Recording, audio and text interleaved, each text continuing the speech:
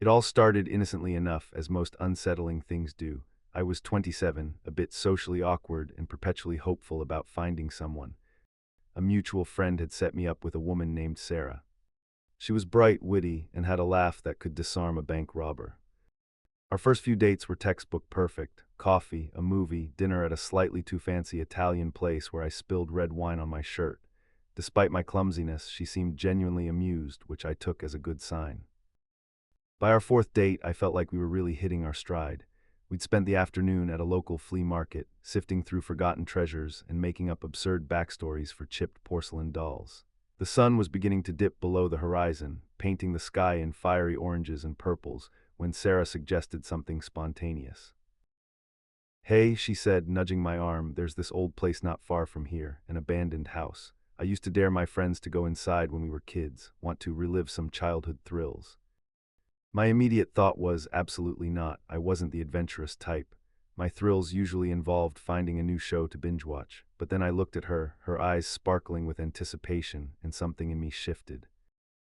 I wanted to impress her. I wanted to be the kind of guy who'd say yes to an impromptu exploration of an abandoned house. "Sure," I heard myself say, trying to sound more confident than I felt. "Lead the way." She grinned, a genuine, uninhibited smile that made my stomach do a little flip. We hopped into her beat-up Civic, and she navigated us through a maze of increasingly narrow, overgrown roads. The houses became sparser, their lights fewer and farther between. The air grew cooler, and I rolled up my window, feeling a prickle of unease. Finally, she pulled over onto a patch of gravel beside what looked like an ancient, gnarled oak tree. Through the tangled branches, I could make out the silhouette of the house. It was a two-story Victorian, its once grand facade now crumbling, its windows like vacant eyes staring out into the twilight. A rusted iron fence, bent and broken in places, surrounded the property. Overgrown weeds clawed at the foundation, and a faint, musty smell hung in the air, even from outside the car. "This is it," Sarah whispered, her voice a little hushed. "Creepy, right?" "Very," I agreed, my voice a little rougher than I intended. We got out of the car. The silence was profound, broken only by the distant chirping of crickets and the rustle of leaves in a faint breeze. Sarah led the way, picking her path carefully through the high grass. We found a gap in the fence where the metal had corroded away completely. Stepping onto the property felt like crossing a threshold into another time. The ground was uneven, littered with fallen branches and what looked like old, broken pottery shards. As we approached the house, the details became clearer. Peeling paint hung in strips from the clapboards, exposing raw, weathered wood beneath. Several windows were shattered, jagged teeth in the gaping maw of the house. The front porch sagged dangerously, its wooden planks rotting. "Looks inviting," I mumbled, trying to lighten the mood. Sarah chuckled, a nervous sound. "Come on, scaredy cat, just a quick peek. We don't have to go far." She pushed open the front door. It groaned on rusted hinges, revealing an interior swallowed by shadows. The air inside was thick and cold, carrying the unmistakable scent of decay and damp earth. Dust motes danced in the faint shafts of moonlight, filtering through the grimy windows. "Wow," I breathed despite myself. The entryway was grand, even in ruin. A sweeping staircase, its banister still intricately carved, spiraled upwards into darkness. To our left, a large living room lay in disarray, furniture draped in white sheets that looked like ghostly figures. To our right, a dining room, its table still set with what looked like tarnished silver and chipped plates, as if the occupants had simply vanished mid-meal. "It's like they just left," Sarah murmured, her voice almost reverent. We moved deeper into the house, our footsteps echoing eerily on the bare wooden floors. Every creak of the floorboards, every groan of the ancient house settling, made me jump. I kept my phone flashlight on, casting a shaky beam around the gloomy rooms.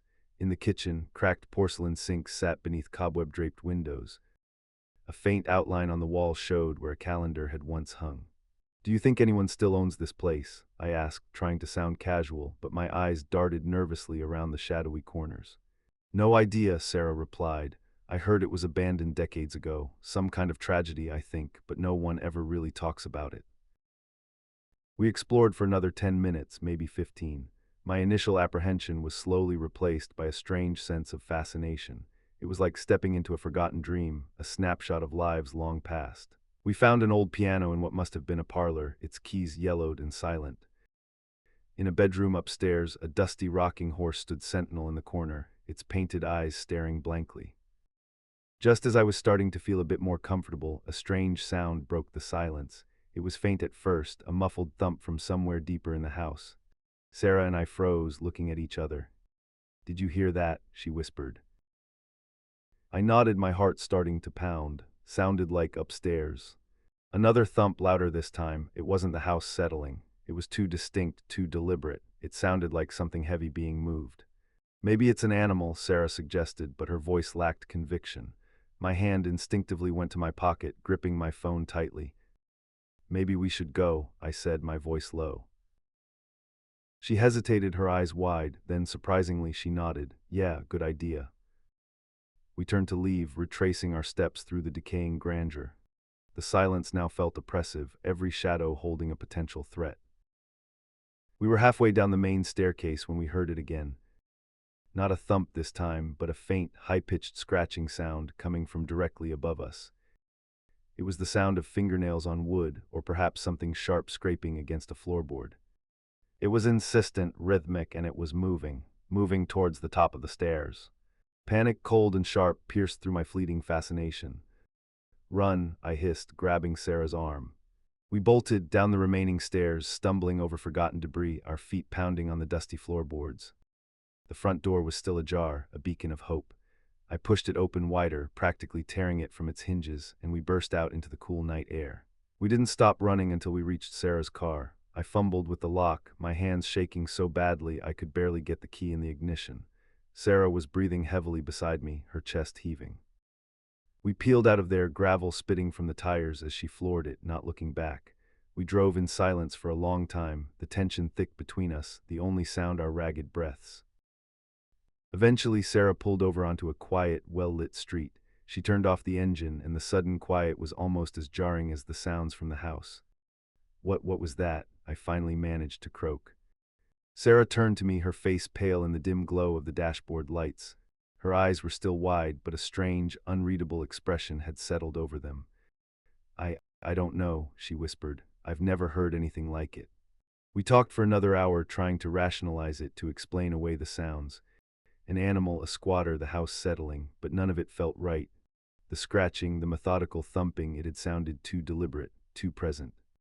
I drove her home, dropping her off with a quick, awkward hug. The encounter had irrevocably changed the mood of our date. We promised to talk again, but I knew deep down that something had shifted. The next few days were a blur of restless nights and replaying the events in my mind. The abandoned house, the sounds, the sheer terror, I couldn't shake it. I even considered going back during the day, just to see if there was a logical explanation. But the thought of stepping foot on that property again sent shivers down my spine. A week later, I was still reeling. I hadn't heard from Sarah, and honestly, I was a bit relieved. The memory of the house was too strong, too unsettling. A week later, I still couldn't get that house out of my head. Left alone with my thoughts, I decided to look up information about the place. I typed "abandoned house city name" into the search engine and was struck by the number of mentions. Most were just stories about childhood antics, but one old article caught my eye. It was from a faded local newspaper website, dated almost 20 years ago. The headline was chilling: "The mysterious disappearance of a family from this house." I started to read. The article described how, almost 20 years ago, a family had vanished without a trace from that very house. A husband, a wife, and their 2 daughters, aged 8 and 12. The police suspected the father in the disappearance of his wife and daughters, but finding no evidence, the case was eventually closed. The house remained standing, swallowed by rumors and oblivion. A shiver ran down my spine. This was the same place, the same feeling of abandonment, as if time had stopped. I read on, and each line pulled me deeper into this terrible story. The article also mentioned that several years after the family's disappearance, the youngest daughter, an 8-year-old girl, had suddenly reappeared. She was found hundreds of miles away, near an old gas station in a neighboring state. She was disoriented, in shock, and remembered absolutely nothing about what had happened to her. She couldn't say where her parents and sister had gone, or how she ended up so far from home. The police tried to work with her, but without success. And then the last line, which made my heart stop. A few months after her return, the girl vanished without a trace again, and she was never found. I leaned back in my chair, staring at the screen, but seeing nothing but the dark corners of that house. The sounds we heard weren't just animals or an old house settling. It wasn't something supernatural as I had initially feared. It was something far worse because it was real, and it was ongoing. My hand instinctively reached for my phone. To call Sarah, I had to tell her. But something stopped me. The memory of her eyes when we were in the car, her pale face and that strange, almost empty look. She didn't seem scared. She seemed troubled. Did she know more than she let on?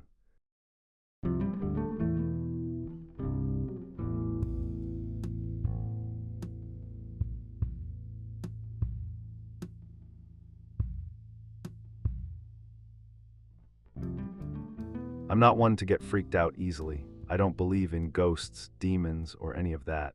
But there was this one weekend a few years ago that still makes me feel sick to think about. Not because something supernatural happened, but because what I saw was real, and that's what makes it worse. My cousin has some property in the Midwest, a few acres of woods and open land he inherited from his grandfather. It's not a farm, more like a hunting cabin with a shed and a few trails. Quiet, remote. The nearest neighbor is a half-mile away. We decided to meet up there one weekend in the fall. I brought beer, he brought firewood. We weren't planning anything fancy, just drinking, hiking, and being away from everything for a while. The first night we got pretty drunk and started talking about this old house that was deeper in the woods, maybe 15 minutes from the cabin if you follow one of the overgrown trails. He said it had been abandoned for at least 20 years. He and his friend used to dare each other to go inside when they were kids, but neither of them had been in there since high school. Naturally, we decided we'd check it out in the morning. It was colder the next day than we expected, and the trail to the house was rough. Trees had fallen across it in places, and at one point we had to cut through some undergrowth. But eventually we found it. It looked like something out of a forgotten postcard, weathered gray siding, shutters hanging off their hinges, the porch sagging under its own weight. The windows were all busted out, and there were signs that animals had been in and out for years. But what struck me immediately was the door. It was new, not freshly installed, but definitely not 20 years old like the rest of the house. It had a modern handle and looked like someone had at least tried to keep it in working order. My cousin noticed it too, but shrugged it off, said maybe someone had used it for hunting or shelter at some point. We pushed the door open and stepped inside. It was musty, like old wood and mildew, but it didn't smell as bad as it should have, considering how long the place had supposedly been empty. There was furniture inside, dusty but intact. A couch, a table, even a few plates in the kitchen sink. Most of it looked untouched, but there were small things that felt off. A half-empty bottle of water, a relatively clean towel hanging over the oven handle. The upstairs door was shut. We didn't go up, we just sort of wandered through the downstairs, joked about getting tetanus, took a few photos for fun, and then left. My cousin didn't seem that interested in staying long, and honestly I was getting weird vibes. Not ghost vibes, just something. That night back at the cabin I couldn't sleep. The image of that towel kept bothering me. The bottle of water. Why would someone have a clean towel in a place like that? Why would there be a sealed water bottle, half drunk, sitting on a counter covered in dust? Around midnight I stepped outside to pee and saw a faint light through the trees. Not a flashlight beam, but like a glow. I called my cousin out to look, but by the time he came outside it was gone. I didn't sleep at all that night. The next morning I told him I wanted to go back to the house just to see if maybe we missed something. He looked at me like I was nuts, but agreed. We took a different path through the woods this time, approaching the house from the rear. When we got closer we could hear something. Not a sound exactly, but the absence of normal forest noise. Birds, bugs, wind, it was all just muted. We crept up to the back window, keeping low and stepping carefully over branches and dry leaves. My cousin reached the side first and leaned in. I followed, crouching next to him, and we both slowly peeked over the windowsill. There was a light on. Not sunlight, something artificial. A dim, yellow glow lit up the kitchen, like a lantern or one of those cheap battery-powered ones people take camping. The rest of the room was cast in shadows. Then I saw it. Someone was sitting at the kitchen table. I froze, my breath caught in my throat. The person wasn't moving, just sitting, hunched slightly forward, head down. The back was facing us, but from the angle it was clear the person wasn't asleep. It looked like they were waiting for something. Or listening. I felt my cousin's hand suddenly grab my arm tight. I looked at him and he shook his head slowly, eyes wide. I nodded and we both backed away from the window, careful not to make a sound. As we turned to go, I heard something shift inside. A creak, maybe a chair leg scraping the floor. We didn't wait, we moved fast, weaving between trees, not running but close to it. My heart was hammering the whole way back to the cabin. We didn't talk much the rest of the day, just packed up early and left before sundown. A week later, I called my cousin. I needed to know he hadn't imagined it. He confirmed everything. Then he told me he'd gone back a few days after I left. The house was empty, no sign of a lantern, no person, no furniture, not even the towel or the bottle of water. The place had been stripped bare, like no one had ever been there. Except for one thing. The new door was gone. There was just a frame, splintered and cracked, like someone had kicked it out from the inside. I haven't been back since, he hasn't either.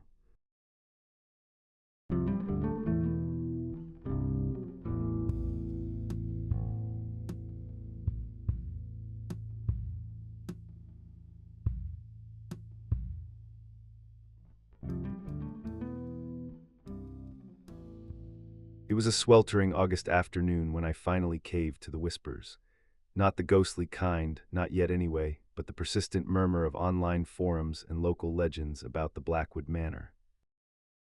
Everyone in the urban exploration community knew about it, a decaying Victorian behemoth, rumored to be haunted, tucked away on the outskirts of town, swallowed by overgrown ivy and a reputation for chilling encounters. I'd always scoffed at the haunted part, convinced it was just old house creaks and an overactive imagination. I was an explorer, a documentarian of decay, not a ghost hunter, but the allure of its untouched grandeur, its sheer age, was undeniable. So, camera gear packed, I headed out, more excited about the architectural relics I might find than any spectral residence. The air inside the wrought iron gates was immediately different, cooler, stagnant, thick with the scent of damp earth and decaying wood. The house itself loomed, a skeletal silhouette against the bruised sky, its gingerbread trim rotting like lace. A broken window on the ground floor, half obscured by a stubborn rose bush, offered an invitation. I squeezed through, landing softly on a pile of shattered glass and crumbling plaster. Dust motes danced in the slivers of sunlight piercing through boarded-up windows, illuminating a scene of forgotten elegance. Dust sheets draped over skeletal furniture, creating eerie, faceless figures in the gloom. This was it, the real deal.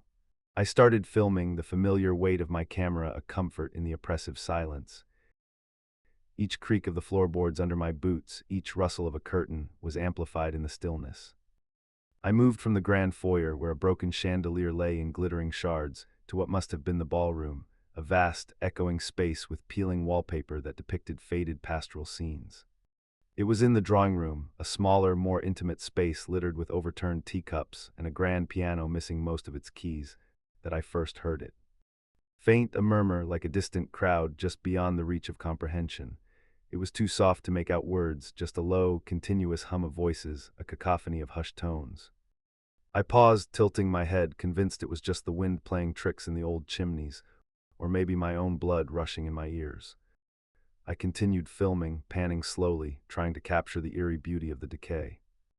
But the whispers didn't fade, they grew, slowly, subtly, but undeniably. They weren't coming from any particular direction. They seemed to emanate from the very walls, from the air itself. It was as if every surface in the house was breathing, sighing, muttering. I felt a prickle of unease on my neck. This wasn't wind. This wasn't my imagination. It was too consistent, too pervasive. It sounded like dozens, hundreds of voices, all talking at once, pressing in on me, creating a suffocating pressure in the room. My heart started to pound a little faster, but the urban explorer in me, the rationalist, kicked in. Okay, I muttered to myself, adjusting the camera's microphone settings. If this is real, I need to capture it. I held the camera still, pointing it towards a particularly dark corner where the whispers seemed thickest. I stood there silent, holding my breath, straining to hear something coherent, anything. The voices swirled around me, a vortex of unintelligible sound. My audio meter was flatlining, nothing, just static. Confused, I checked the settings again. Everything was fine, yet the audio still picked up nothing but a low hiss. Then the air grew heavy, not just thick with dust, but dense, oppressive, like a physical weight pressing down on my chest. A sudden, biting cold spot materialized directly in front of me, raising goosebumps on my arms despite the oppressive summer heat outside. The whispers intensified, no longer a murmur, but a frantic, desperate chorus, a wall of sound that vibrated in my teeth. They were no longer just whispers. They were building, gathering momentum like a wave about to break. My rationality began to crumble. This was beyond explanation. This was primal. My hands flew to my ears, but it was useless. The sound was inside me. My fingers fumbled, and the camera, my trusty companion, slipped from my grasp, hitting the dusty floor with a dull thud. I didn't care. All I could feel was the scream, all I could hear was its horrifying echo, and all I could think was one desperate, instinctual command: run. I didn't look back. I stumbled out of the drawing room, through the decaying ballroom, past the skeletal furniture, not caring where I was going, just desperate to get out. The scream still echoed in my mind, a phantom pain that vibrated with every frantic heartbeat. I scrambled through the broken window, tearing my arm on the glass, but I barely registered the pain. I didn't stop until I was well clear of the iron gates, until the Blackwood Manor was just a dark, ominous silhouette in my rearview mirror. That night, sleep was impossible. The memory of that scream, of the unseen presences that had pressed in on me, haunted my nightmares. The next morning, fueled by a mixture of terror and a desperate need for answers, I forced myself to look at the footage. The video was corrupted, glitching wildly, but then, for a split second before the screen went completely black, a distorted, ghostly face flashed on the screen. Or so it seemed to me at that moment.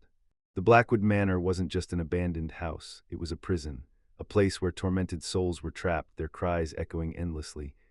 And I, the rational urban explorer, had almost become one of them. I've never set foot in an abandoned building since. Some places are better left undisturbed. Some screams, once heard, can never be forgotten.